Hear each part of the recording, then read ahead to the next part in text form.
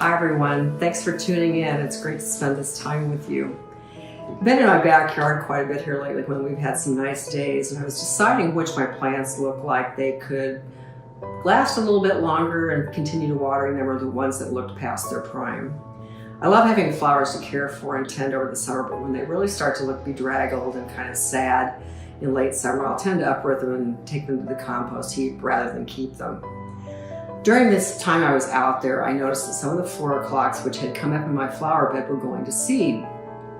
So I decided to gather a few of the seeds to share with my daughters. There are certain annuals like 4 o'clocks and morning glories that will self-sow by dropping seeds on the ground, which then come up the next year on their own in various spots.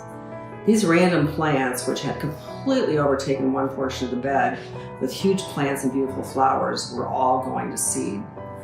As I carefully gathered the little black seeds from the spent blooms, I realized I could just shake the plants gently and the seeds would just fall out onto the ground.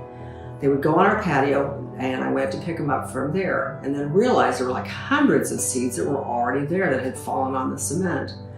They were everywhere, and from a half a dozen plants that were in my flower bed that came up on their own, potentially dozens and dozens of new plants were there for next year. I gathered what I could, then cleaned up the rest. It made me think about the instances that we read in the New Testament when Jesus fed the thousands with a bountiful amount of bread and fish that came from only 5 loaves of bread and 5 fish. He'd been feeding and teaching and preaching to the multitudes all day long. It was late in the day and everybody was hungry, but there was not nearly enough food available to feed them all.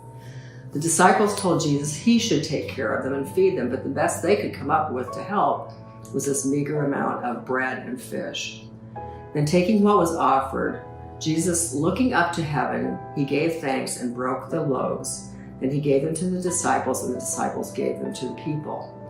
They all ate and were satisfied, and the disciples picked up 12 basketfuls of broken pieces that were left over. God provides for us in remarkable ways like this all the time, and expects us to follow his example in loving and caring ways also. Each blessing he shares with us, we can multiply into acts of caring that touch lives in a number of different ways. One card sent to someone who's lonely may become 10 when God's people are touched and inspired to share God's love with others. An offer to make a meal for someone who's been hospitalized and needs help when they return home could blossom into a meal train, providing food for a family for many days. Just like those 4 o'clocks that sprang up from a few of last year's seeds, the hundreds of seeds that are being scattered all over our patio could become new plants or beautiful acts of love and caring when God's people love with their hearts and have been opened by the love of Jesus. Allow God to use you in loving and meaningful ways as you share that which has been given to you so freely from him. Have a fantastic day. Bye.